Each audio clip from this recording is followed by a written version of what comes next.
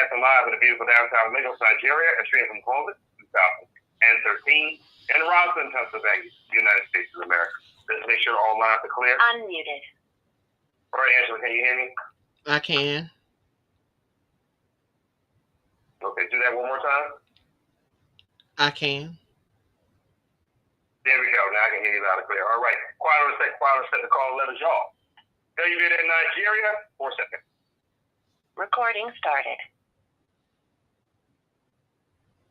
Good evening, good evening, good evening. I want to thank you for tuning in to Walking in Purpose with Angela, live from Lagos, Nigeria, here on the WBNN network, brought to you by them boys at Ngozi Time Multimedia. You're listening to the 4039th presentation. I am the 2023 International Internet Radio Hall of Fame broadcaster, the Anna Waddell Host of the Year for 2023.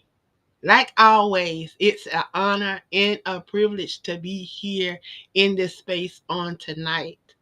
I have two amazing queens that's going to be sharing the platform with me on tonight.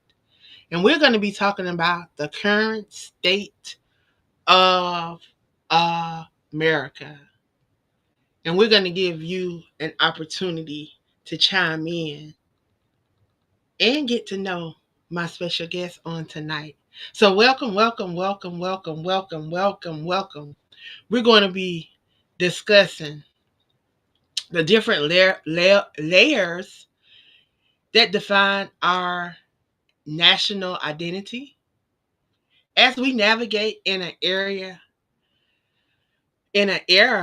that is characterized by the rapid change and evolving challenges.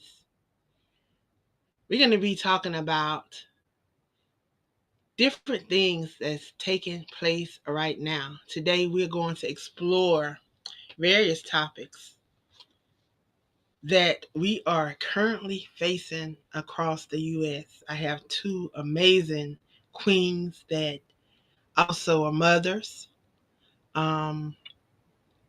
single moms, raising our Black youth. And we're going to talk about some of those challenges. As I bring my guests on, I'm going to give them an opportunity to introduce themselves, talk about their brand, the things that they are passionate about, give them an opportunity to share just a little bit about that. We're going to be talking about some of those things that a lot of people don't want to talk about because they are topics that affect us as brown people.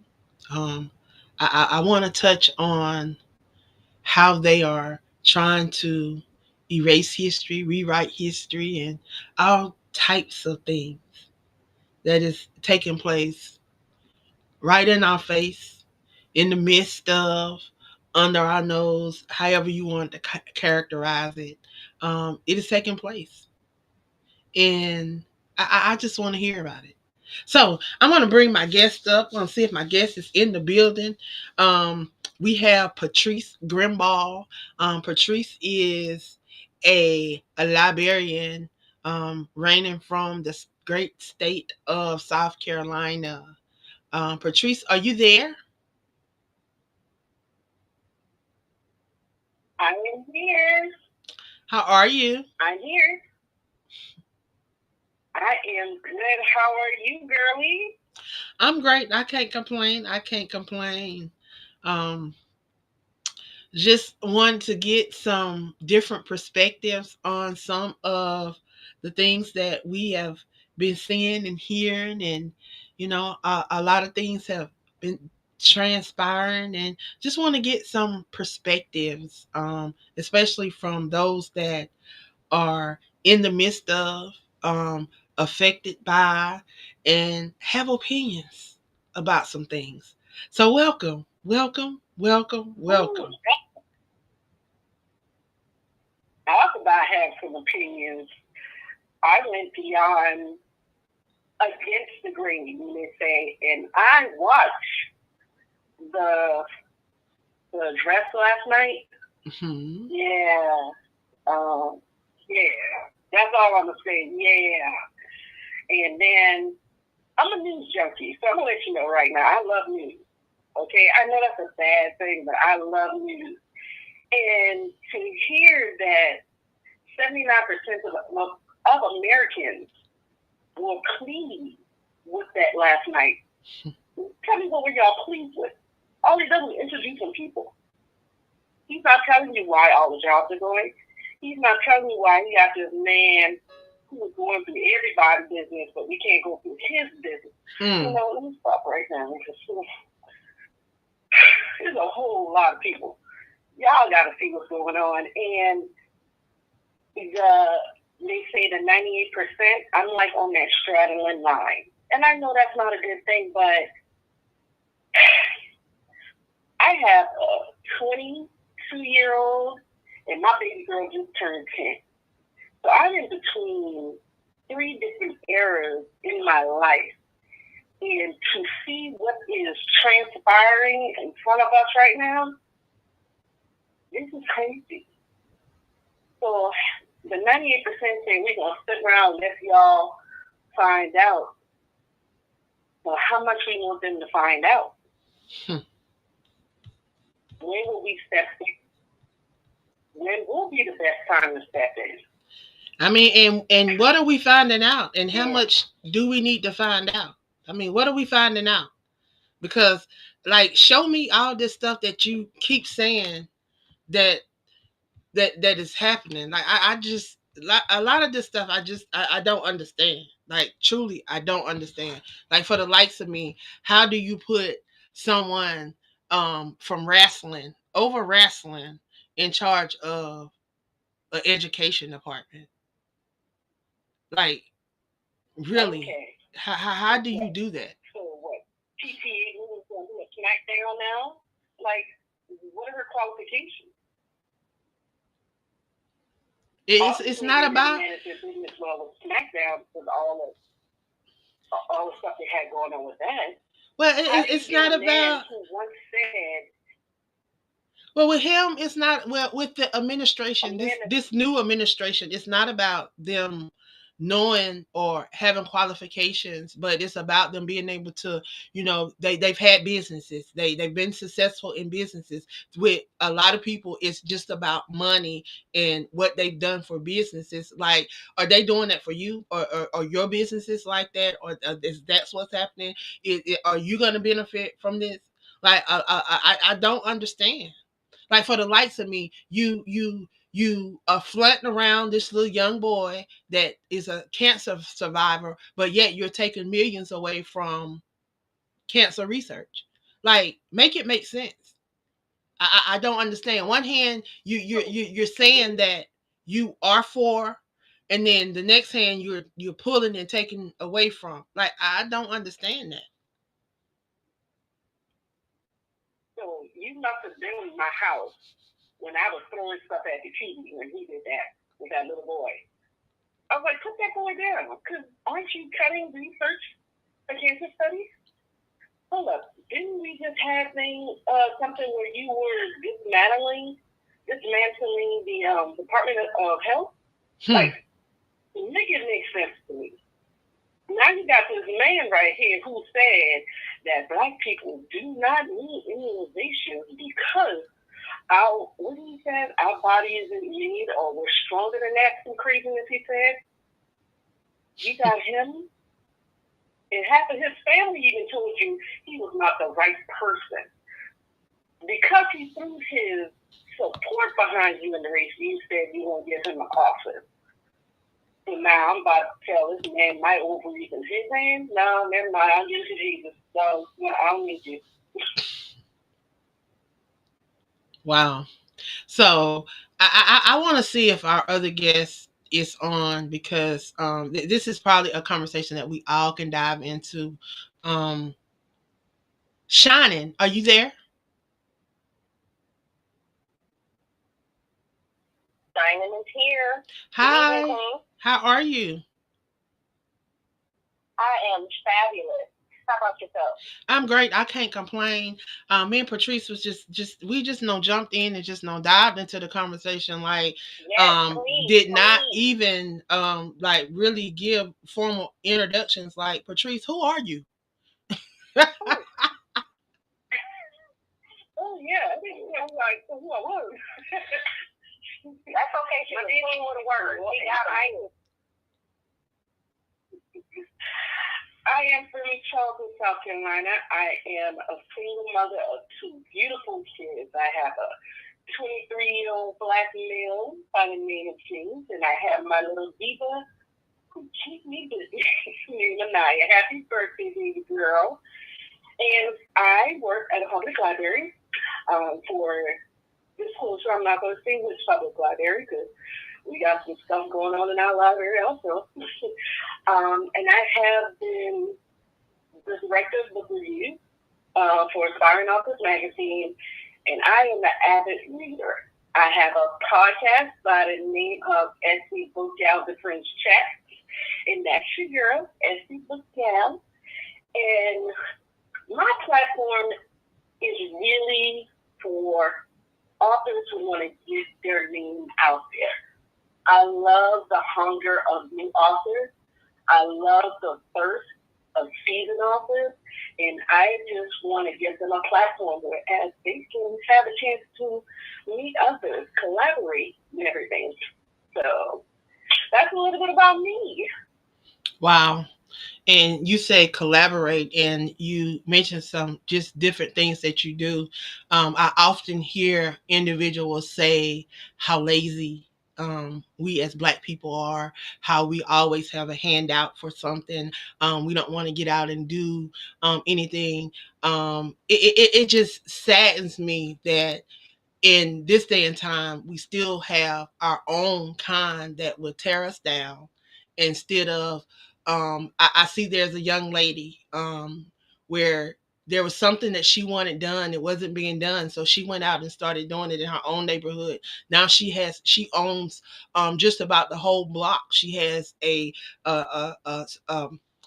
house for the children for homework. She got a house for this, a house for that. They have garden, they have this, they have that, they have everything, because when she saw a need, she did something about it. She didn't keep griping, she didn't keep complaining. She got out and she did something about it. I often hear people say, well, who's going to the different council meetings and the different things? Well, I happen to be one of those people that did do that. I went to the city council meetings. I went and I sit down and I sit down amongst individuals, and I saw that, yeah, there was not a lot of us being represented locally in our local government and different things. But instead of us tearing each other down, we should be saying, okay, well, how can we come together and rectify these issues that we're having? Like, where really is that village mentality? It's like it just went out the door when we all began to start with that, oh, I got to get my white picket fence, and I got to get my house, I got to get my car, and I got to think about my four and no more. And that's what happened. And when we began to have that mentality, all of the community work went out of the way.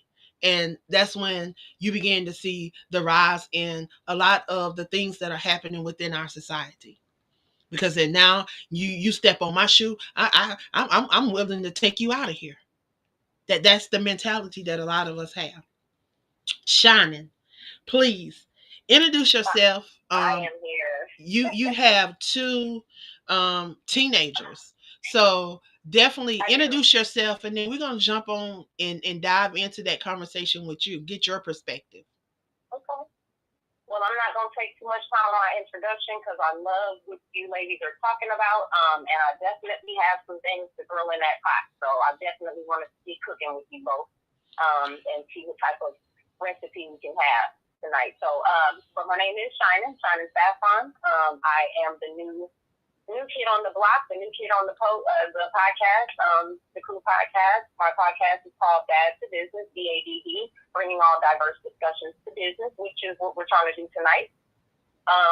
And it's just basically about bringing different perspectives, different opinions, different fact checks to to the table, see if we can find some type of business or resolution that we can all come out on top of, even within the midst of dealing with all these different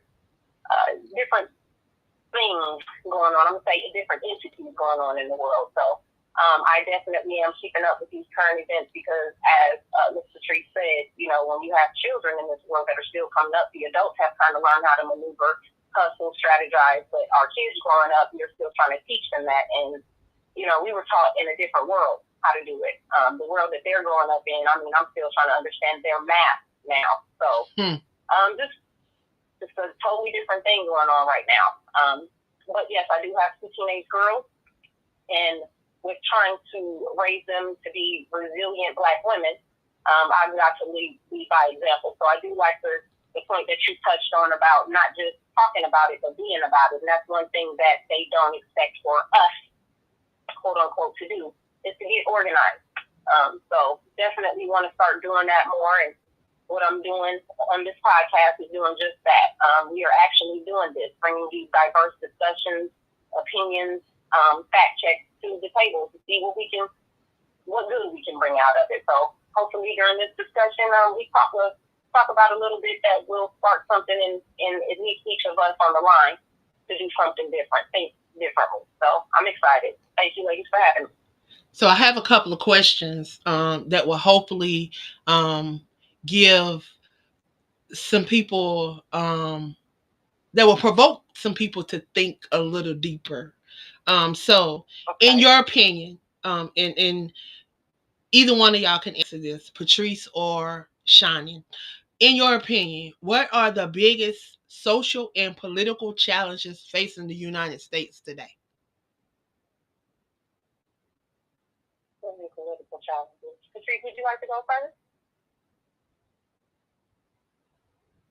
I think it's sad that it's social and political challenges. Well, social, let's go straight into it. We're talking about race. And then we're not even going to take it just as race. We're going to talk as gender. Okay? And we're not even going to talk as gender. We're going to talk about age. So almost each one of these are one of those. Okay? We can talk about, well, it is so much to that question. It is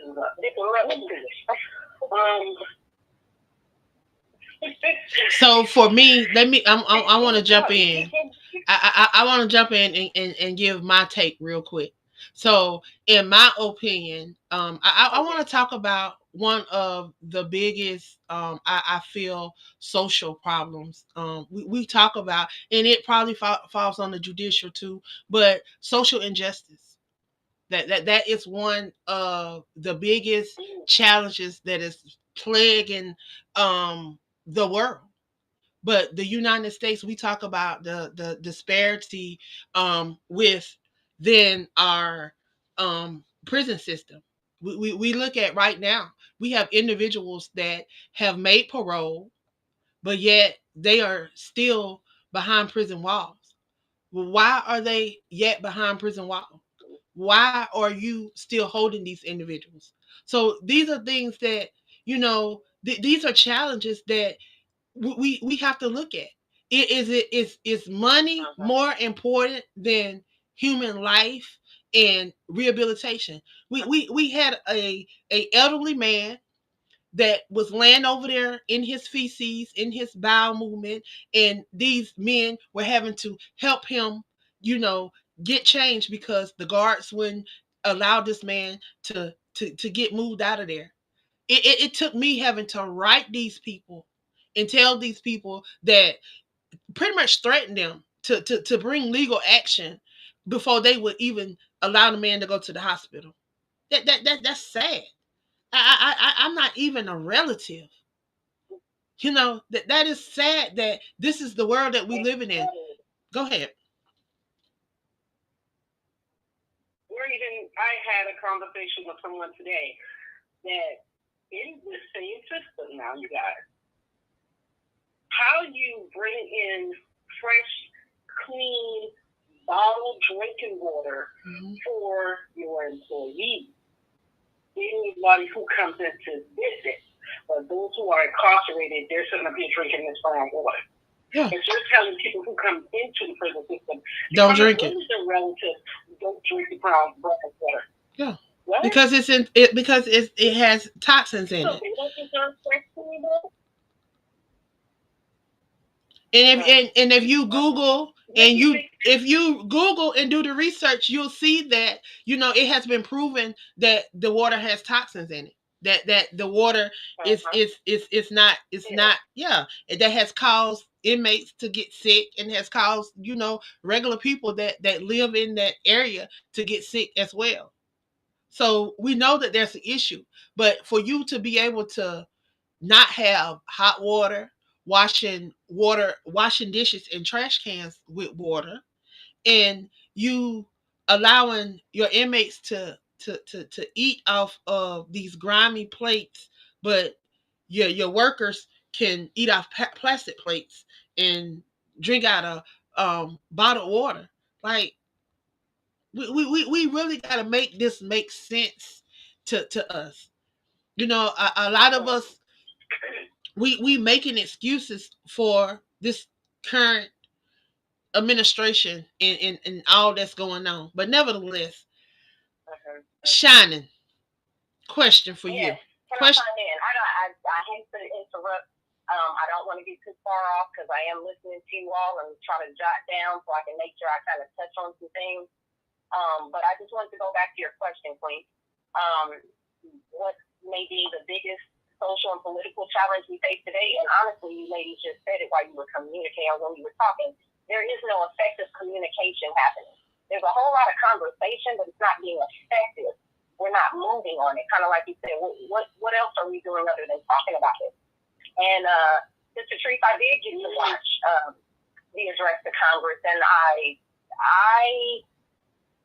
have a lot to say about that too. But one of the things that I don't know if you tuned in all the way to the end. You know how they say you got to watch the ending credits. When Senator Slotkin, I think her name is Elizabeth Slotkin, she's the senator of Michigan, and she jumped in and she did the rebuttal to his speech. And the top three things she said that we have to do as people to, you know, really enforce some things that we believe in. The first thing is she said, don't tune out. Don't get so aggravated about what's going on in the world, or you're, you know, feel like it doesn't affect you or something, that you just pay no attention to things, because eventually it affects us all. Whether it ends up affecting your children, and as a parent, you're bothered by that. You may not even have to deal with, you got your Social Security check and everything's good, but what about your child?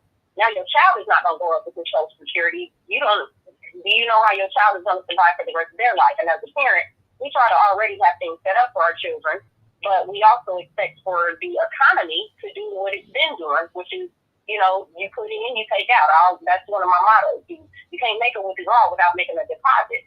But right now we're making a whole lot of deposits with the promise of, almost expectation of, getting nothing back when we're older. So that's scary in its own. Number two, she said you got to hold your officials accountable. Well, first you want to know your officials, whether you voted or not.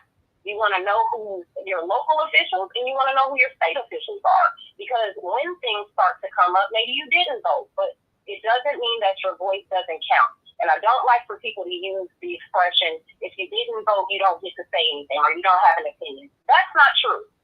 I may not have wanted to vote for the president that was up for candidacy, but I may have gone ahead and voted for my state and local officials that I want to see something happen closer. So even if that's the case, please don't feel like because you did not vote, you don't have a voice. That is not true. You pay taxes, you have a voice. So please make sure you're holding your state officials, any officials that you know have something to do with stuff, you know, hold them accountable. Reach out to them, say something. The third thing that kind of helps, number two, is organize. So while you're finding out your officials and the people you need to talk to, then get with the people you know are in agreement. We got to get back out to finding petitions and doing different things, organizing things in our community that are showing our local officials and state officials that there are a group of people, a majority. We, the people in the Constitution, that's the majority, and we're not pressing that issue. So I think if we get together as a community, get back to petitioning, doing those things, and actually engaging, again, not tuning out, we may get a little more of an answer, at least, of an answer. And I don't want to go too far into, getting off your topic, but even getting into getting answers, Mr. Trees, you talked about watching that address to Congress. I'm trying to make sure I label it correctly or I address it correctly because I have a few titles for it myself. But he, for so many people to be watching because they were looking for answers from our president officials, they didn't get that. I saw that they took a poll before the show what people were looking most to get out of this. And most people were looking for the Doge conversation. You spoke nothing about Elon Musk, really. You spoke nothing about his Doge. You turned this address to Congress into a Carongo show or a Sally Jesse Raphael show. No downplaying to any of the people he put on the show and people he acknowledged because he should have.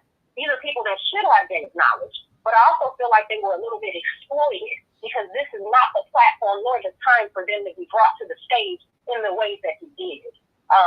That was a little, I'm gonna say, discouraging to me as a citizen who was watching, looking for answers to stuff, not your good deeds of the day. Because what you tried to do was persuade people who were watching to know that you have a good heart. You can't really do that when, like you guys said, you are preaching one thing but practicing another. That got kind of confusing. So him doing those things, and that's why, Ms. Angela, I'm so glad that you titled this show The Current State of America. Because as I thought about that and it rolled off my tongue, I was like, that's probably what we need to be called. It's not the United States of America, because as much as when we want to be united, those borders hold tight on every state. But we are the current state of America. And it seems like we're going to be in that for at least the next 4 years. We're just the current state, whatever it is. So, watching that address and wanting to know what state we're really in, and essentially, you asked me to be a guest before that even came out, had a topic for it. So I felt like it was really God sent for me to be able to chime in on that speech last night, right before this interview. Because I said, you know what? Well, I have a few things and a few topics, a few researching that I've done, but let me see the current state of America. And unfortunately, I couldn't grab enough topics other than other people's business to even present on your show. Fortunately for me, I've done enough research with Trump and Elon Musk and all these things that's going on that I do have some opinions or some things to say. But as far as how he addressed the Congress last night, we didn't get anything that we needed out of it. Was it even necessary for him to do that? And with that being said, they were surprised that he even addressed it 100 days, before the 100 days, because they said most presidents do it 100 days plus. I was looking at it as much damage as you've done in less than 100 days, you owe us that. Yeah, we're looking for an explanation. So yes, but we have so many. We have so many that we got to give him a chance. He's only been there 6 weeks. He has to go in and kind of expose and mix up and shake up things so he can rat out the things that are not right and the things that are not that is out of place. So we got to give him a chance. Excuse me, Angela. When this Dr. Oladele goes, please look at your teleprompter. You have some callers in, so make sure you pay attention to your teleprompter, please. Oh, sorry about that. It seems like we just going. So yeah, I understand that, Ms. Angela. Okay. We got caller number one. We got a caller, so we're gonna let the caller come. Okay. Caller number one. Hello, caller. Hi, it's Jerry Petito. How you doing, Angela? I'm fine. How are you? I'm good. I'm just listening to you ladies. I'm calling in to support your show. Thank you. You're welcome. Do you have any opinions tonight? Well, I am a Republican, and I thank God every day for Trump. Not here to argue at all, but I do want to share a little bit of my story. So I'm going to be 64 in a couple days, and I started in my early 20s going all around the world on tours.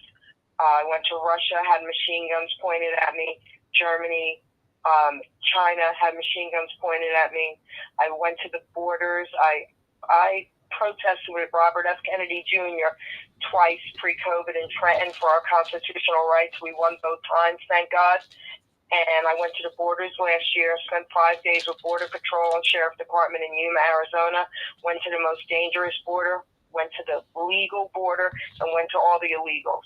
Saw hundreds and hundreds and hundreds all day and night long of children being brought in, okay, that weren't even their own children, for sex trafficking.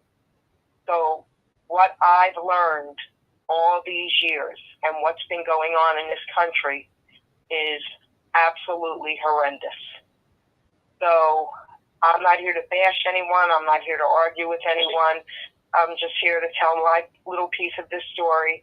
And I feel that God saved Trump not once but twice to get him in office again. And everything that's been going on has been going on horrendously for the last 4 years. So he just got in office and he will fix it all. But he was in office before that. He was there before. He was there before the 4 years. So he was part of the problem too. So he was 4 years before that. So I just. Well, I do understand. I'm sorry, Carla. What was your name? I'm Jerry Petito. I also have a show here on WBNN. Yes. Awesome, Jerry. I just have a quick question for you.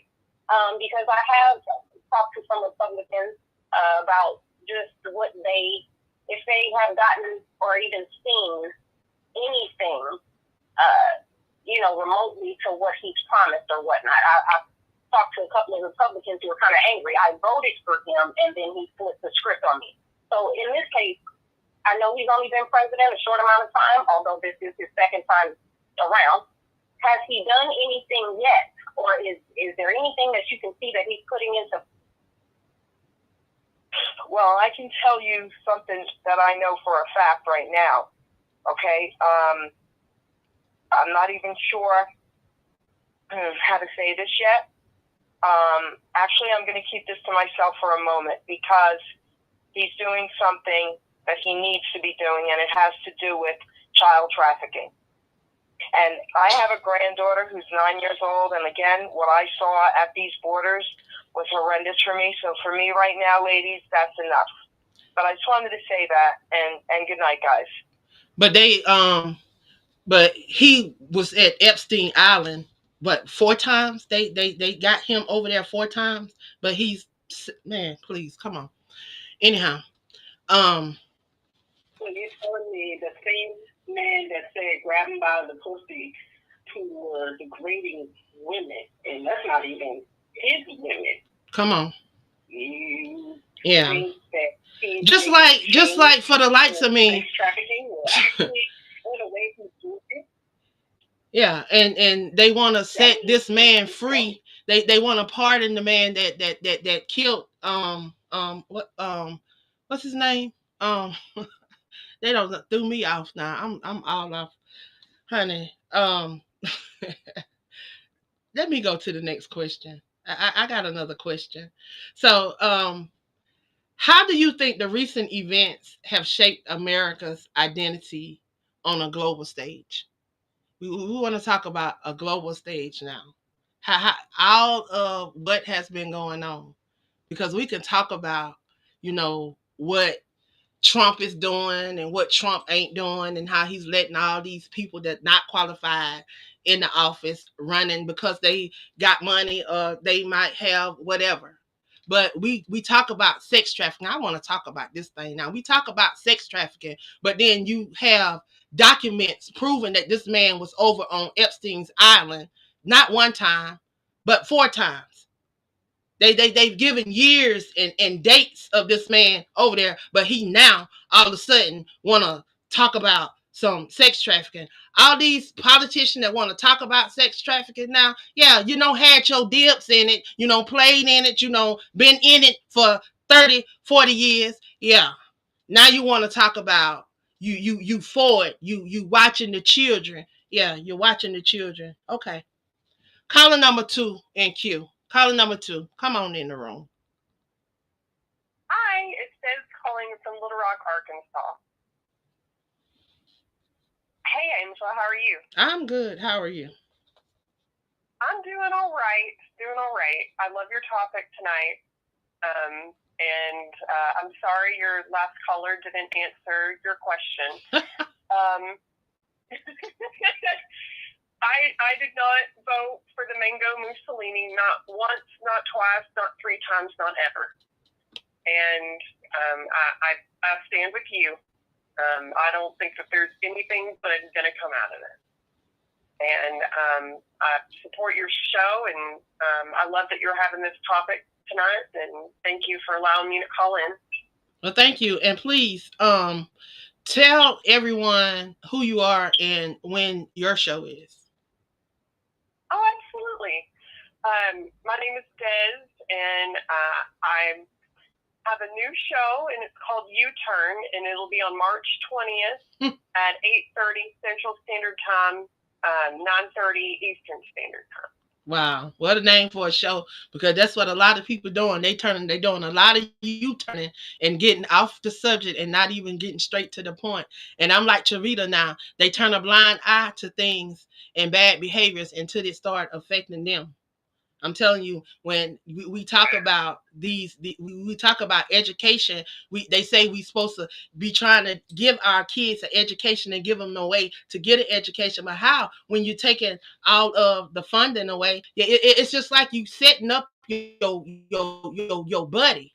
You're setting up your buddy. He getting all the benefits from everything. You're taking stuff from other people that would be benefiting, and you giving it to Elon Musk, the man that's already a billionaire.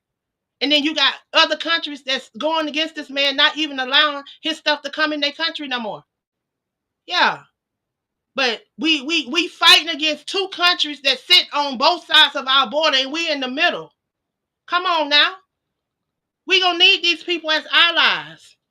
But yet we going against everything. Like, you are the worst ever. 6 weeks and you caused so much damage. You caused so much damage in only 6 weeks. We are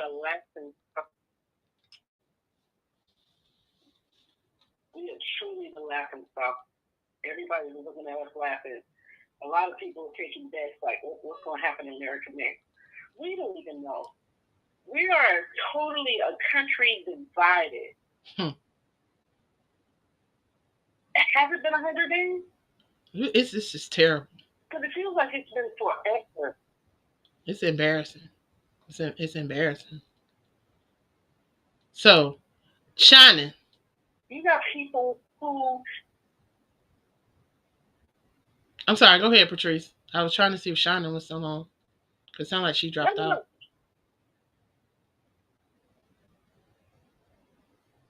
Can you hear me? Yeah, I can hear you now, but I couldn't hear you if you were saying something. I could not hear you. Yeah, I'm sorry. I got a little disconnected. I think, maybe God was telling me to turn it down a notch, and I get it. This is just about trying to bring some stuff to business.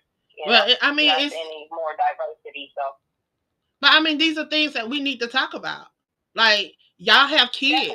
Definitely. Y'all both have kids. Definitely. You have teenagers. You talk about you got kids that's finna go off to college. Your baby's finna be affected by the funding issue. Not only that, we talk about snatching the free lunches and the different things. You're snatching a lot of stuff. See, this is what's happening, and I'm about to just be frank with these people, because a lot of people, what they thinking is a lot of this stuff that they doing, they thinking that it's gonna hurt us as brown people, but it's not gonna hurt us, because let me tell you something, we're some of the most resilient people. We've been through this. Y'all think about what y'all done to us when we went through slavery and all the stuff, how we had to sacrifice, how we had to do without, we had to hand-me-downs and all of this. So we've been through this. So what you're doing, it's not really affecting us. And then they want to talk about DEI. Forget a DEI, because a lot of us, we not affected by no DEI. It's not affected by the jobs that we work. When we talk about DEI, I'm not affected by no DEI. A lot of us, we go to these jobs and it's our merits. It's what we do on these jobs that allow us to get in the positions that we get in. It ain't because we black. You don't see a lot of them working the jobs that we work. No way. That's the thing. Just real quick. I love you. Why you said that? I want to make sure that I understand this, because you just said a point, and I may have missed it, and that's why I say I love when conversations come to the table, because it could change an opinion. The DEI, is that supposed to outrule or counteract or conflict with affirmative action? That's diversity, exclusion, and equality and inclusion. I didn't understand it to be like that. Man, I don't know. Well, you know what? I keep telling people we got. Go ahead. I'm sorry. People don't really pay attention. I mean, is diversity, equity, and inclusion. Do you not know inclusion? Do you not know that a white woman is a DEI? Yeah, because she's a woman. Because she's a woman. Because she's a woman. That's the thing. Because she's a woman. And when they say DEI, they just say black and brown. No. No. Way more than that. No, that's not. Yeah. It's because she's a woman. A lot of people do feel like the DEI situation. Man, they thought it was about just black people. That's what they thought it was about. Just black people. That's what they thought it was about. But it wasn't about black people. But even for the word inclusion, you're saying that, but you're excluding so many. Well, that's why I guess he wanted to do away with it. That's why I say he giving you something with the left hand and then snatching it back with the right hand just as fast as he give it to you. If he ain't an Indian, I don't know what he is. But then now you all of a sudden you're best friends with Putin. What is that all about? I ain't never seen. I mean, I know that's been going on, but now you want to be so publicly with it. Now it's all all good now. It's all good now.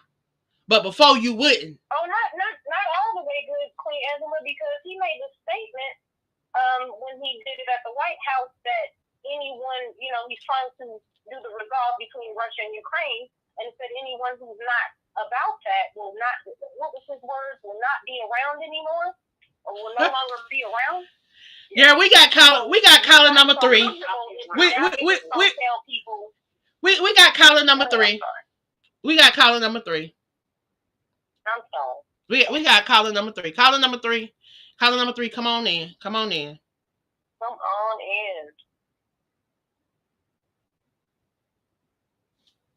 While we waiting on caller number 3 to come on in, I really want to know. So, in sight of all of the stuff that's been going on, how do you feel, Shannon? We look on a global platform. How do you think we are standing up to all those people around us? Because Mexico don't want to do nothing with us. They say you want to do this. Okay, we about to do this. So now you can't do this. So we about to stop getting all kind of stuff from Mexico. Then you got Canada. They don't. The people can't even get their Canadian whiskey. They can't get they Kentucky whiskey. They mad because they can't get their Kentucky whiskey and they can't get their California wine. So California wine is they upset. They don't took all that stuff off their shelves. Well, honestly, to answer your question, I can make that short and sweet. How we look on a global platform or from a global view. All of our people from outside of us, or all the people from outside of us who are looking at us, are telling us how we look. Like you said, Mexico said, okay, that's how you're going to do it. They're going to pull out because they're not going to fight to be abused. They're pulling out. Still don't know what China is doing. And Canada's president basically got on TV and said to us, he said, hold on, if anybody caught that, he said, hold on, I want to talk to the American people. He wasn't even trying to talk to the officials. And he said, I'm sorry for what's about to happen to you. I'm going to tell you. To not do that to us. So how we look from everybody else, they're all feeling sorry for us at this point. We're not even a laughing stock. It's not any of that. It's kind of how, I guess they can see that we're about to go from, I guess, such a high standard to, correct. such a low ball, just deteriorating kind of thing. So they said how we look. I agree. We don't necessarily look like a laughing stock, but we are, in a state of trouble. So I got a couple things I want to ask you, because I have been seeing a couple posts that have been coming out. They've been coming out through Forbes magazine and a couple of more magazines. But I just want to ask this question. So you said that Canada's president, he did. I think his name Trudeau. Start with a T. Trudeau. He said he's the prime minister. Okay, he said so since he wanna charge that 25% tariff on U.S. products, he's gonna retaliate. He say Trump is a idiot. He said he want to do a trade war. We're gonna go to trade war. He said to the American people, we do not want this. We do not want to hurt you, but Trump has chosen to do this to you. Now the U.S. stock market is way down and inflation is set to rise dramatically all across America. Trump has put American jobs at risk.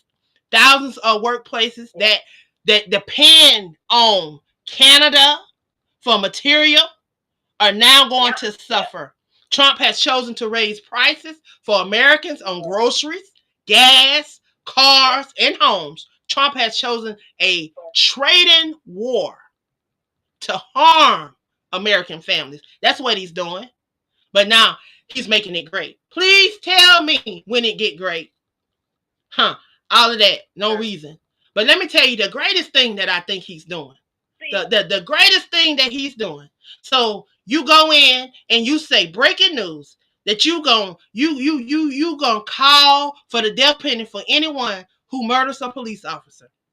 Now let me remind you. This is the. Hey guys, they try. Y'all talking so heavy. This out there nosy. Y'all talking so heavy. They cut me the hell off of my own. Are we doing something wrong? It's amazing.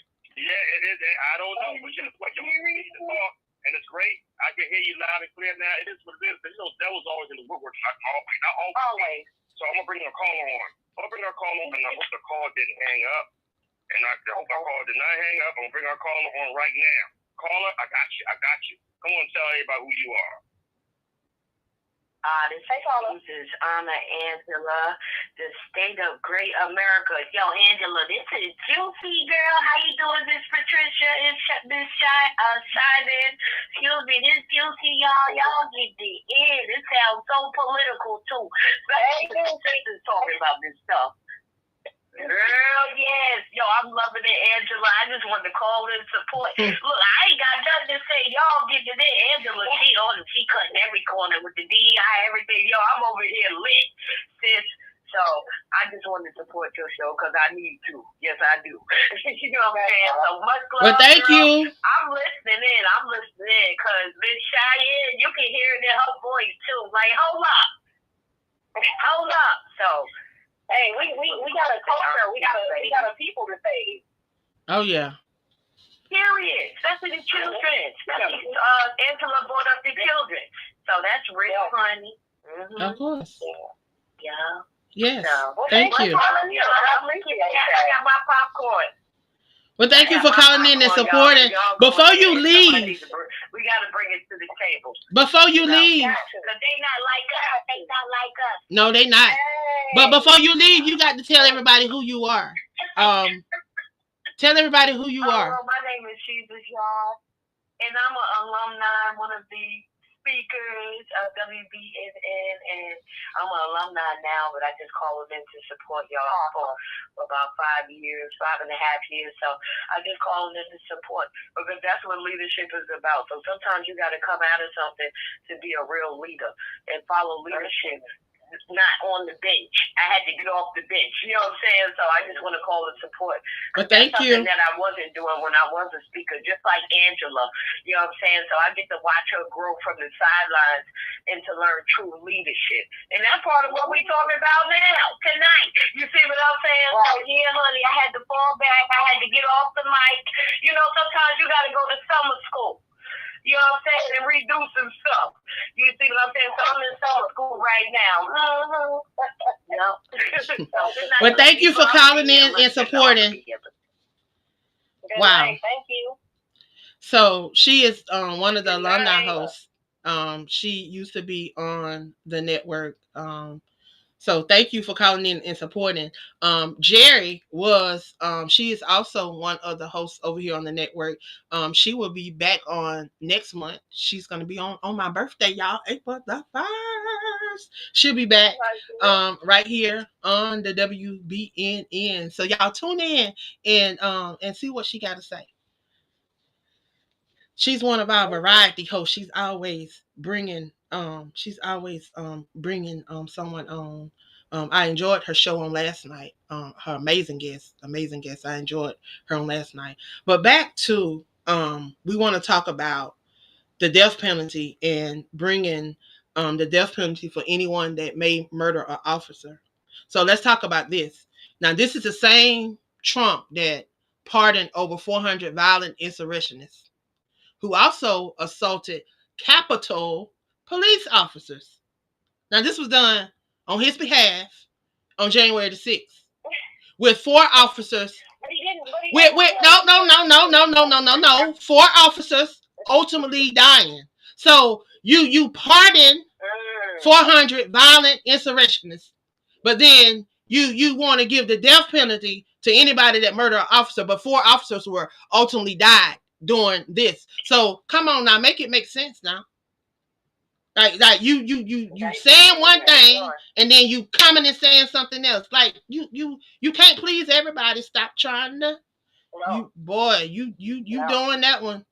But I mean, but that's we had it. Like we all these terrorists and all these immigrants coming in here, but you don't want to talk about the gun laws, boss? We had it to talk about the gun laws, boss? But we had it to greatness. We had it to greatness with TARF up, groceries up, exports down, stock market down, consumer confidence down, chance of recession up.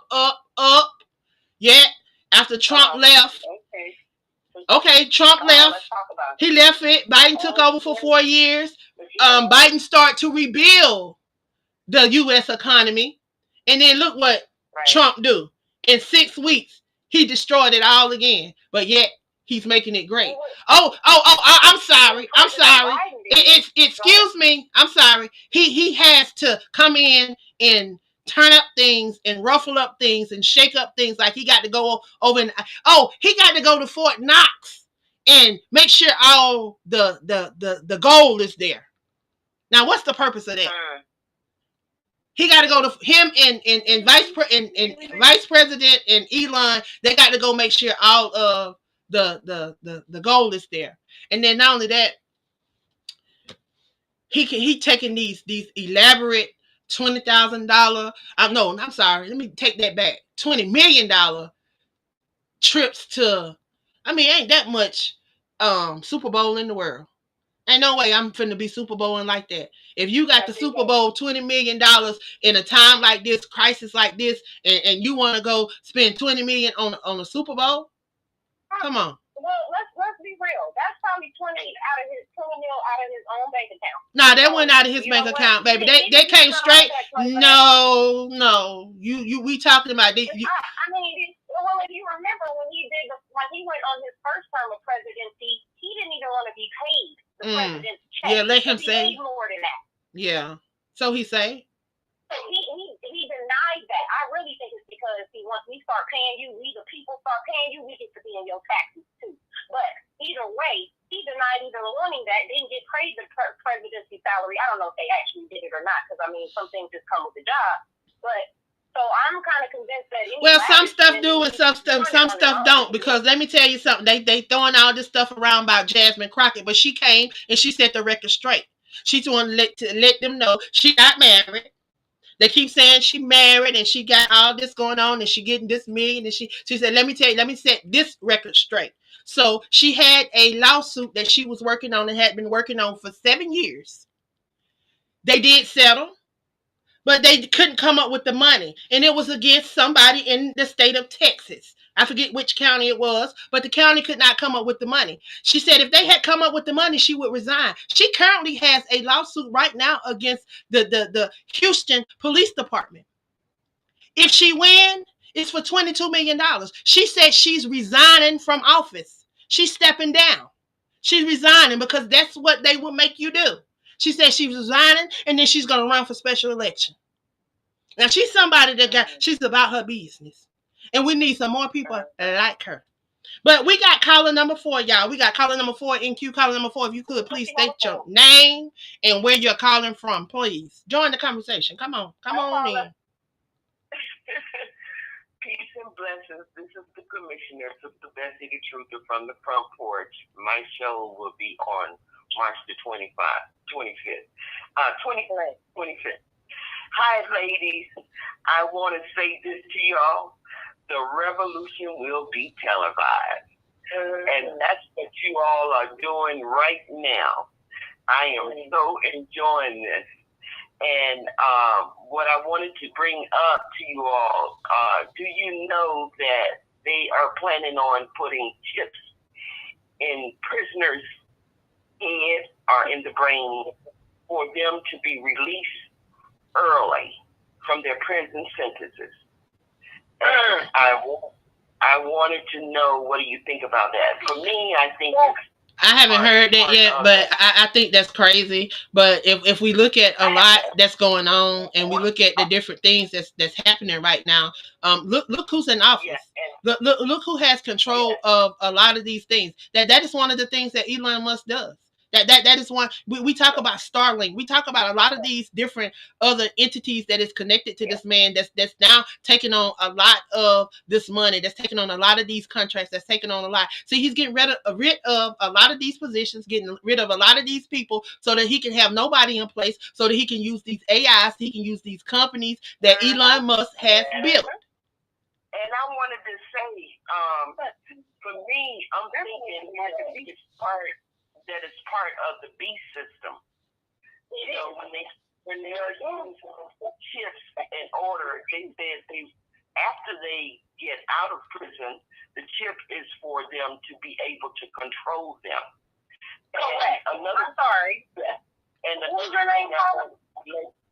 Her name is Sister Bessie. She's the commissioner on the network. Hold on, guys. One mic. Let Sister Bessie talk, y'all. And it's just Bessie too, so it's one mic. Because everybody's talking over each other. Come on now, let's get it together. Yes. I also wanted to let you all know that this Friday there will be the first firing squad execution in South Carolina.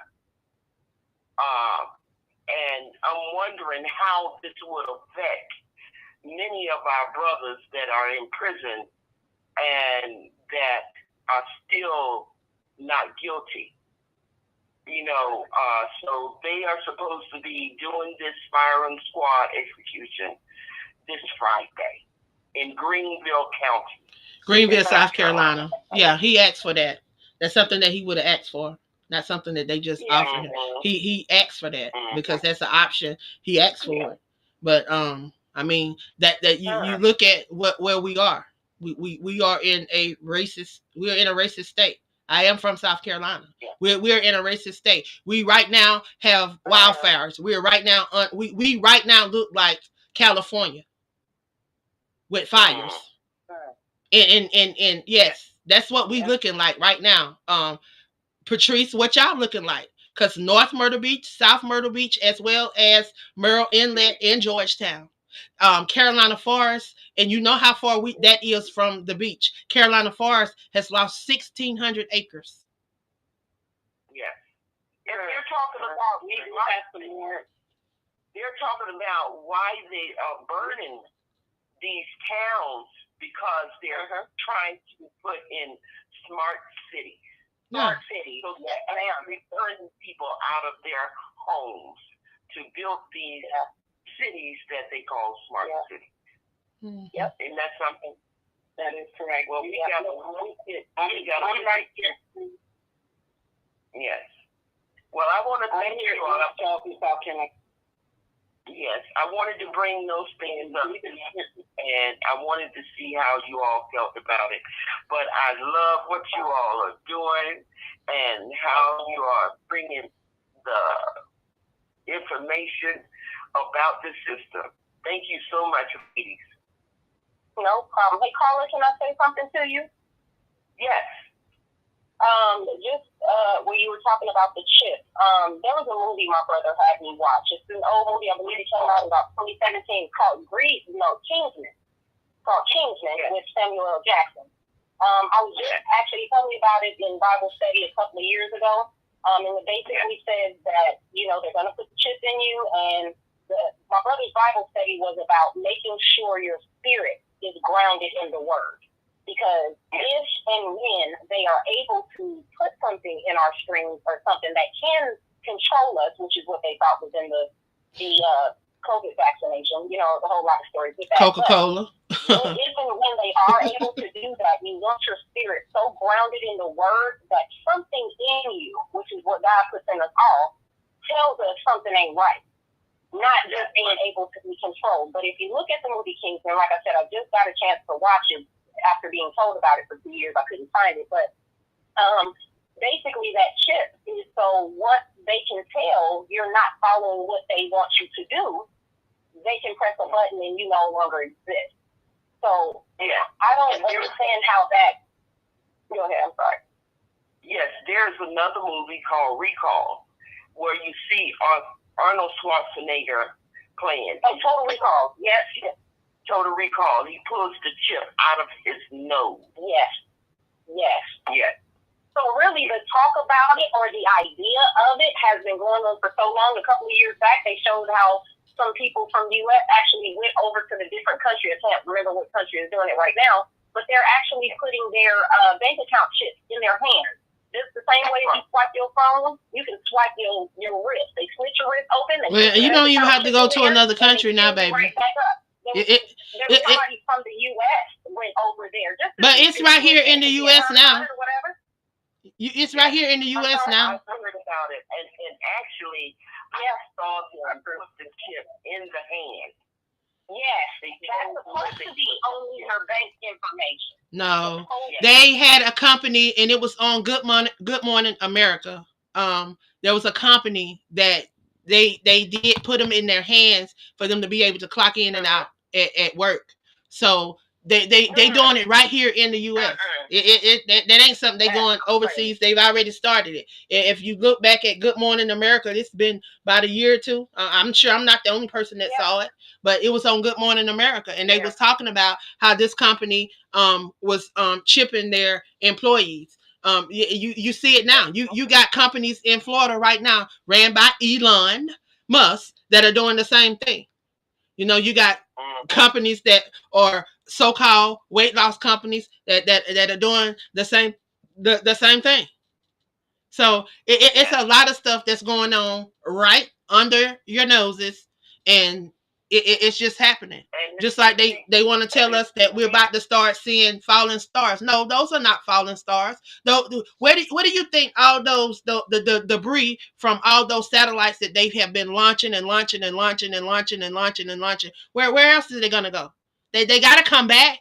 They eventually got to fall. So guess what? You're not seeing falling stars. You're seeing falling pieces of these satellites. They got to come back. They got to come somewhere. And you know what? Before I leave, I would advise everyone that do not read Revelation to read Revelation 13. And it will tell you exactly. Revelation in Acts. On point. That's the B system. So I love you ladies, and I enjoyed it. I'm going to sit back and listen to this wonderful information. Love y'all. Amen. Thank you, Sister Bessie. Love you back. Thank you. And that is our current commissioner here. That is our current commissioner here on the WBNN. Want to thank her for chiming in on the conversation. But now let's talk about us. Let's talk about us as brown people. Let's talk about us as making a difference and us being the change that we desire to see in this world. One thing I have realized that not even just this administration, but everybody They always want to wipe away our history and want to influence our history, what is taught to our kids, and what is allowed for the public. I don't know how something that we endured can cause trauma to other races, but what we endured seems to cause trauma to other races. So individuals don't like for us to talk about it. Here lately, Patrice, I know that you deal with a lot of banning of African American books, and a lot of things like that, with the work that you do. I want to know what what influence do you think this administration will have on the way our history is being transferred down. I know that the majority of it should take place in the home, but for that is not taking place in the home. It should be public too. We should be able to see our history. We shouldn't have to, wonder about our history. They're taking stuff out. They're saying that if it go past 2008, that they're taking it out of the schools. Some of the school systems don't want books in past 2008. Well, we didn't just drop out of the sky in 2008. Well, how did we get here before that? Like, Patrice, come on. You deal with this every day with books. So tell us, what's your thoughts? We are under fire when it comes to the book. They are now wanting to do the book banning. And the book banning is not just for LGBTQ. It is books that are talk about social justice. Books that are written by authors like Andy Thomas and Jason Reynolds that talk about the interaction between young African American or brown children and the group. They want to take these books off the shelf. We should, as parents, be able to fill in the gap, but not everybody can do that. So that's where your local library comes into play. But then, what's the protection of the library? Now the libraries are being targeted. They're wanting to pull funding. They're wanting to say, you can't have this book, you can't have that book. Well, then that's when it comes to the village.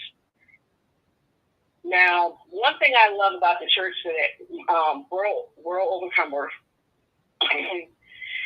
all of Black History Month, and Lord, let me stop right there. Y'all, let's stop doing this Black History Month thing. And listen to me when I say that. Black History Month is only 28 days. We can't expect these kids to learn their history in 28 days. This should be something that we tell our kids every day. And the Black history does not have to be rules of like Martin Luther King. It can be their grandparents. Your grandparents, they wrote this stuff for nobody else. It can be stories like that. Yeah. And let me get back on track. That's it. So the church, every week, they did something at the end of service. Even to the point that we, as the mothers, the parents of the kids, we participate. There was an African dance. We talk about people who made changes in the community. The kids chose people. And they didn't choose people that strong, firm, and no, Marley Diaz, a young Black girl who wanted other Black young girls and boys to see books that portrayed them. So we need to start bringing at-home libraries. Okay? Yeah. You may say, oh my God, people can't afford that. Yes, you can. Because we got these little libraries that have all these books. We got thirsty books. You have a book club in the community. Create a book club between you and your community. Create a book. Let the kids create the book. Literacy is the biggest thing that is with these books that we have for these kids that is being lost. They can quote every single song there is, but give them a book and they won't know anything. So it's up to us to fill in that gap. But they ain't the only person on the fire. The library's on the fire too. So how do you support? You go in and you take the kids to library programs. I am so tired of seeing no kids of colors and African Americans or Latino kids in library programs. So the parents will bring their kids to the library and they will put them on a computer while they do what they need to do. Well, other people bring their kids to the library, you go find a book. You read a book. Don't you think as a librarian? They'll read their book. Yes. Yes, ma'am. Yeah, as a librarian, have you, with technology growing and evolving, as a librarian, have you started to see the crowds diminish and the people, kids, regardless of the situation, kids not really reading books or, even parents who don't read to their kids, stuff like that. But just as technology is evolving, do you see that being, one of the biggest hindrance on the library? No, I would have to say that it's the total opposite. Right. A lot of people are coming more right now.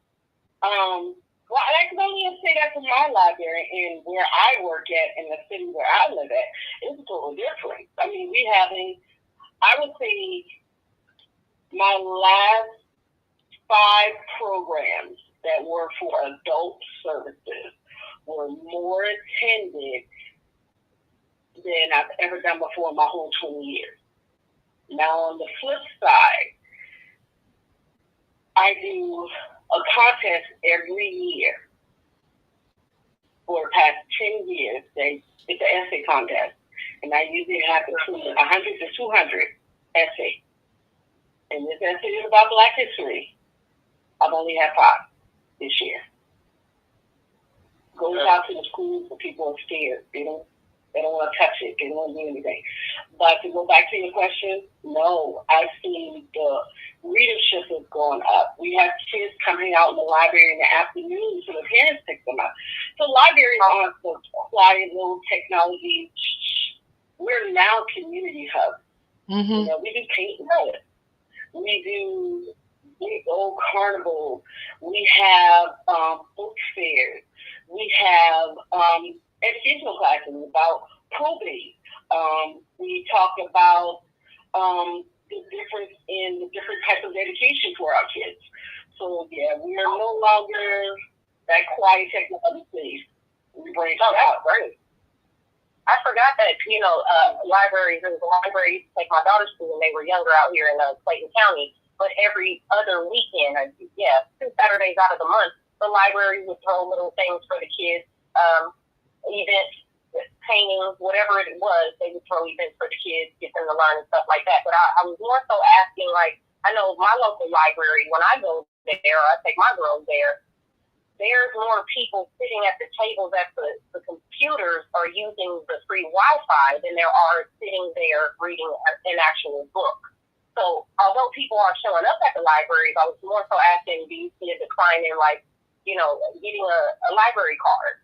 People renting or actually checking out books, because it is so easy to get it, read it on an ebook or something like that. It is more convenient, and that's what we all are looking for, some type of convenience in life. But even as going to the library, but you still have people. There are things online. But you still have people that want an actual book. You have people that still want to pick up a book and put it in their hands, and they want to read a actual book. So you still have people that want the book. So we got caller number 5 in queue. I mean, you do. And then we'll get back to the conversation. We got caller number 5 in queue. Hey, peace, brilliant and beautiful woman of God, and special honored guest. I'm really enjoying this. I want to be swift with this. Can I go back and speak on why they don't want certain things taught? Can I speak on that right quick? Yeah. Well, the reason why they don't want certain things taught is because it's going to prove the stolen legacy.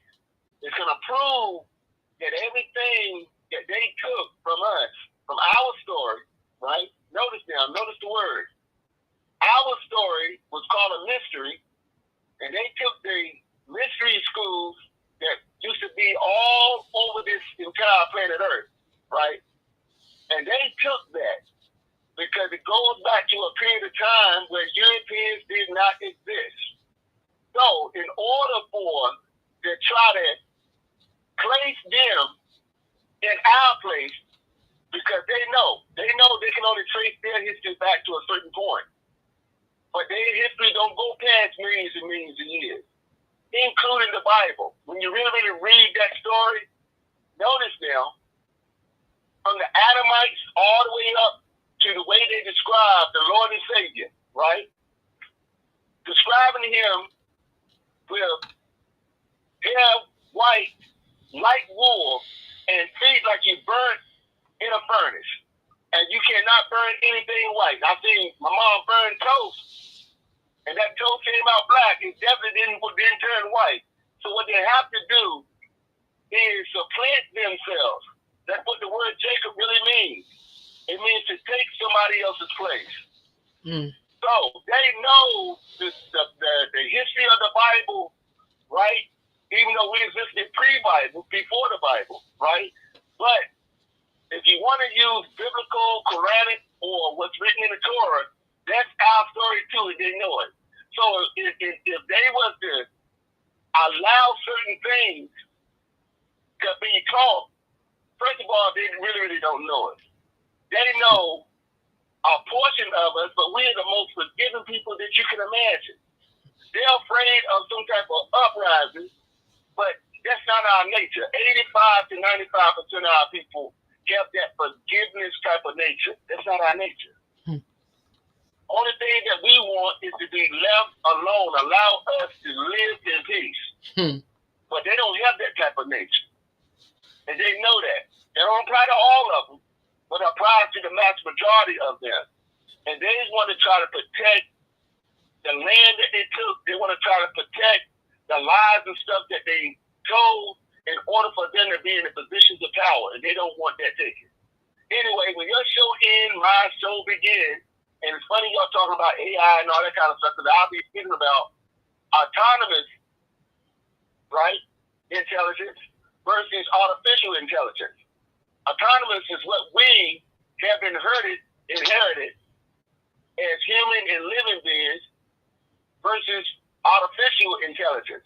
And it's going to be very, very interesting. Anyway, love you with the heart and soul of me. And again, honor to you, special honor guest. And that was our Thank you. Hall of Fame broadcast and lifetime achiever, Huni Bakatum. We got caller number 6 in queue. Caller number 6, if you would, please state your name and where you're calling from. Hello. Hello. Hi. Hey, this is Chanel. I'm calling from California. How you guys doing this evening? Jeanette from Cali. Yes. I'm on the show. I had to tell my husband that call me back in 20 minutes because I had to chime in. And when you guys was talking about the chip, I googled that. The place that it's in Switzerland where they going to get the chip implanted in their hand. So I looked at that. Angela, you was mentioning George Floyd is the guy that they put the officer that killed him is who they trying to get pardoned. And everybody knows talk about injustice. And I can't leave out my brothers and my sisters, and especially my husband that has been wrongfully convicted over here in the state. But we have 47 go and pardon all these men that you can see storming the Capitol. You got video of them. You got them confessing to what they did. But here we have men and women currently housed in our prisons, wrongfully convicted. And the number one race that's wrongfully convicted is our black men. someone brought up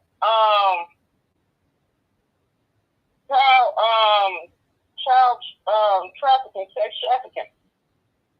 We can go. It didn't start at the borders.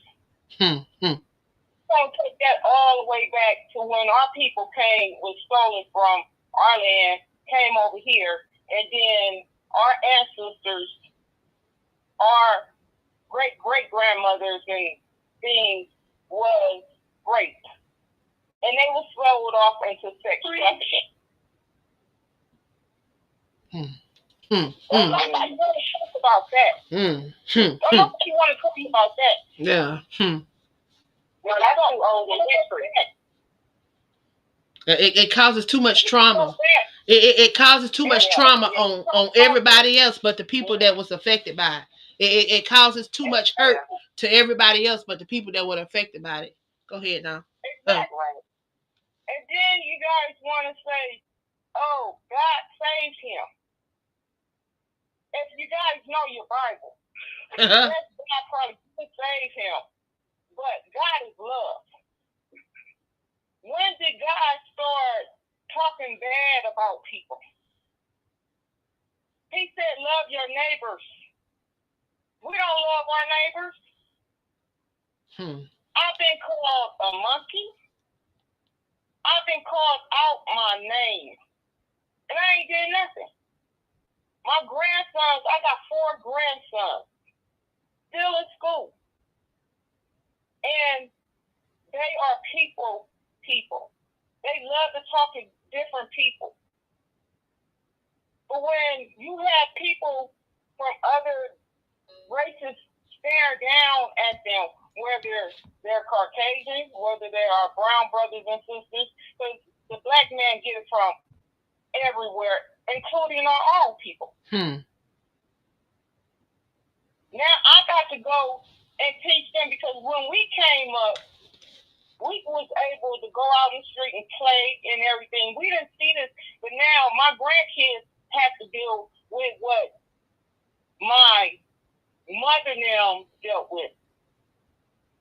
It's a museum in Atlanta that I went to when I was in Atlanta. I visited there. They have an exhibit there, and it's a counter where you can go and you can sit at that counter like you sitting in a restaurant, and you can put on these headphones and close your eyes, and you hear all the hateful things that people in the 50s and the 60s experienced. Don't nobody want to talk about that. Even our old people don't want to talk about that. They want to brush all of that up under the rug. No, we're tired of sweeping stuff up under the rug. Yeah, that rug getting up and beat the hell out of it. That rug becoming a hill. It's becoming a mountain. It's getting it's full. It ain't laying flat no more. People don't start tripping over that rug. It's time to do something about it, because we don't brush too much under the rug. Now it's time to cut that hill down. But I definitely I thank you for chiming in. You drop some nuggets. If you would, please tell everybody who you are. My name is Jeanette Johnson, and I'm the host of Let's Talk About It over there on the Crew podcast, under the leadership of the Queen Angela. And I just want to say, you guys, use your voice. Stand up for what's right. Stand up for what's right. Stop falling for the okie doke. This man ain't supposed to save us. It's only one man I know went to the cross to save us. He is not supposed to make America great. He is not. Open your eyes. Get the big picture, as they tell us out when we out here driving these buses and stuff. Get the big picture. Well, thank you for when it comes to your door. That's when it really affects you guys. That's it. Well, thank you. Thank you for stopping by and sharing tonight. Thanks for that. Y'all, we got caller number 7 in queue. Caller number 7. If you would, tell me where you're calling from, please. Hi, Angela. Hi, everyone. This is not the ordinary. This is unique. How y'all doing tonight? All right, how are you? Hey, I'm just calling to support you. And I was just wanting to let you know my show is going to be March the 11th on WBNN. I'm a co-host as well. And I just want to let y'all know I enjoy all the topics and everything y'all was talking about. And, you know, no matter what we do in life, people ain't going to never consider you a family. We have to consider ourselves as a family. It's, and our blessings in every door that is going to be open, it's on the way. And we have to just learn to live and let live, and you have to stand up for what's right, no matter how wrong. Everything wrong, people try to make it right, and everything right, people try to make it wrong. But God is gonna always make a way and turn it around for us, and we're not looking for no kind of handouts. And God got a blessing in store for everybody. He looks high, and he's high and he looks low. He doesn't make no mistakes. And one thing I've learned in life is that everybody have lips and it can sink ships, but you got to learn not to believe everything people say, because everything people say don't mean that it's a voice behind it. And I just want to let y'all know that I am a part of WBNN, like I said, and my show I will be co-hosting on it on March 11th. Then I'm also a part of the Groove with Dr. Ngozi on each Saturday night on Podbean. And then I have my own show that I do every other Saturday, that the Unique Parker Experience. And I would love for y'all to tune in, and all of you be blessed, and y'all have good topics tonight. Well, I got a question for you before you go. I really want to know what are your thoughts about being able to have a narrative in creating and leaving a legacy. What part do you play in being a legacy builder? Me being a legacy builder is letting my voice be known, whether it's if people take it as a positive or a negative.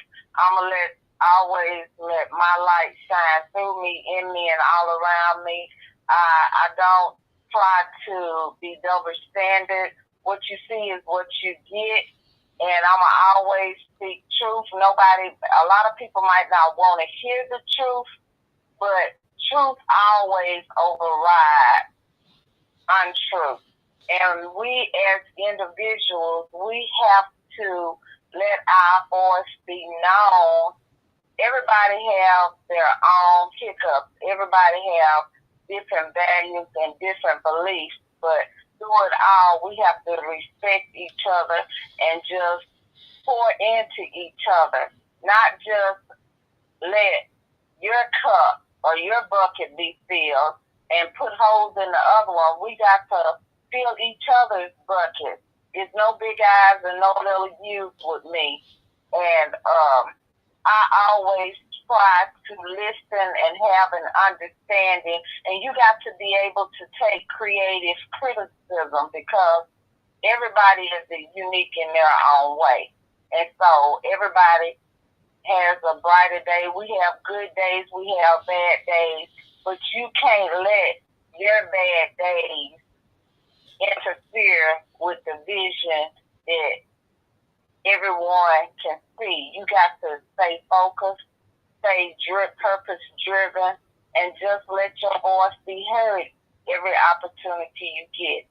And that's how I want my legacy to be. I don't want people to just see me as, hey, this is unique and yada, yada, yada. I want them to remember me by what I'm pouring into them.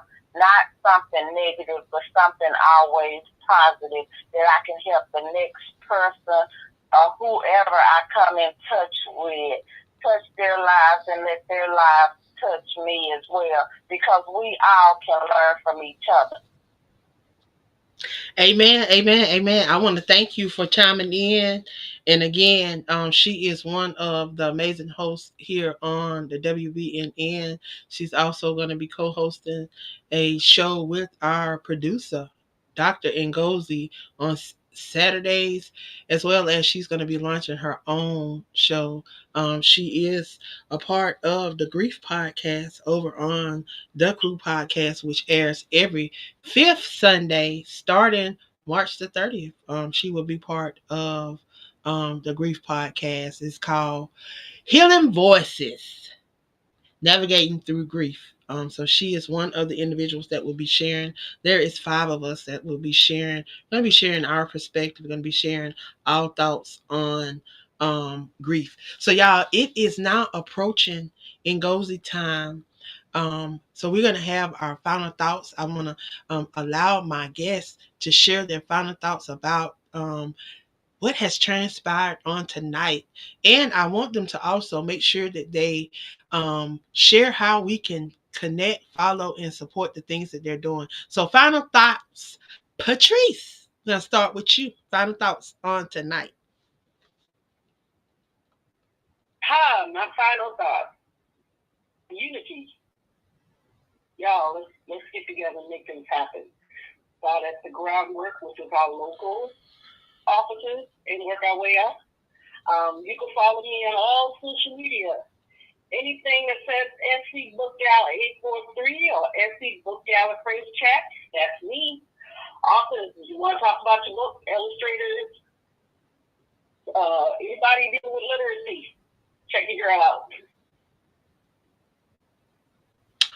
All right. Shining. All right. So my final thought of the evening is I agree with Patrice, unity. I think we need to focus on just coming together, knowing what we can do. As we know, our current state of America is diversity and division. So both those things that we need to be working on. So I'm just going to say, let's try to get together, bring some things to the table. I am your host, Shining Saffron, of Bad to Business on the Crew Podcast. You can catch me on Facebook, Instagram, and all those great places that these things are. I'll be giving out my contact sooner than later.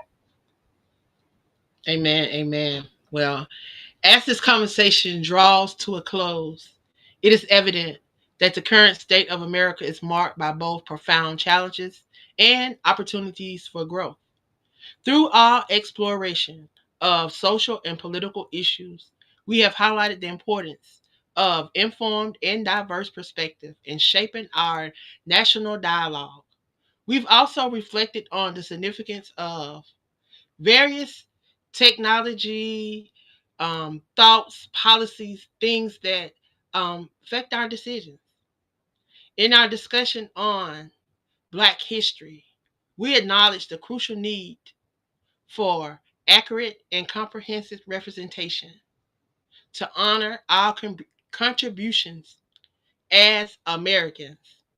As we look towards the future, it is our collective hope that these conversations continue to prompt meaningful action, paving the way for more just and inclusive society. Thank you for joining us for this vital conversation.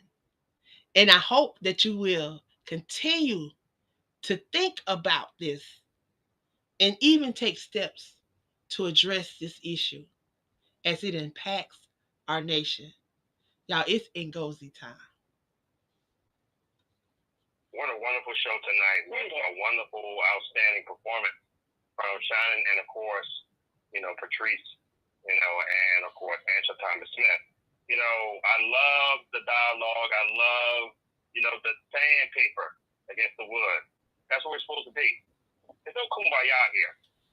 Everybody has their opinion, and it is what it is. If you agree or don't, or you have, a situation where all you agree, that's wonderful. And it's always presented by Definition Online Radio.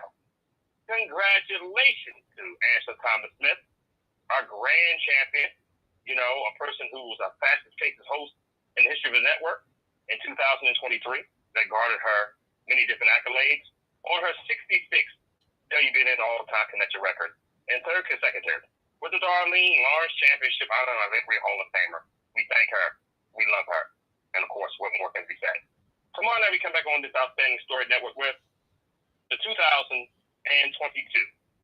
International Radio Hall of Fame Broadcasting Lifetime Achievement, Uli Bakatun, and we will wear you, historic as he is. 9:30 Eastern Daylight Time on the one and only Seven Nation, of course. Seven Nation's advertising going to go to Time Multimedia. Pinterest, Google, Instagram, and X. Point on Twitter, Ola.Malay when go to your Facebook. Any comments, suggestions to our wonderful program tonight? Ola Delay. DiagnoseRemindYou.com. I am your mother and father's favorite producer, Dr. Ola.Malay when go to saying good night, Gama. To all the folks out there on Unforgettable Radio that support us in the Constitution. Now to exceptional accolades. The 2023 Anna Waddell Award winner for excellence. The WBN Communications Host of the Year for the Nick Celsi. The 2023 International Internet Radio Hall of Fame Broadcasting and Chinese.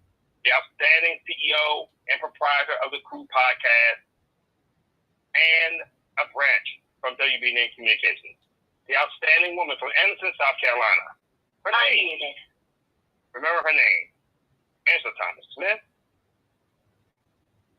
Well, I want to thank everyone that did not think it robbery to join us on tonight. I have to give a special shout out to my amazing host, Patrice and Shining, for coming in and chiming in on the conversation and allowing their perspectives to be heard on tonight. I truly count it an honor and a privilege to be able to just be in this space. I always have to give honor where honor is due. Thank you, Brother O, for allowing me this space. Next month, I will be celebrating 5 years. I hope you guys will tune in. I will be back the day after my birthday. So y'all tune in, celebrate my birthday with me. Also, we will be celebrating the launch of another book. Yes, another book. And these amazing individuals are part of that book. It's going to be celebrating my 50th trip around the sun. It is also giving homage to poetry, as we're going to be sharing our words through poetry. So I hope you guys will support us back here April the 2nd. Y'all, I love y'all. I appreciate y'all. Know that none of this would be possible without you guys' support. So thank you. Y'all have a great night. See you in 4 weeks. Your line has been disconnected.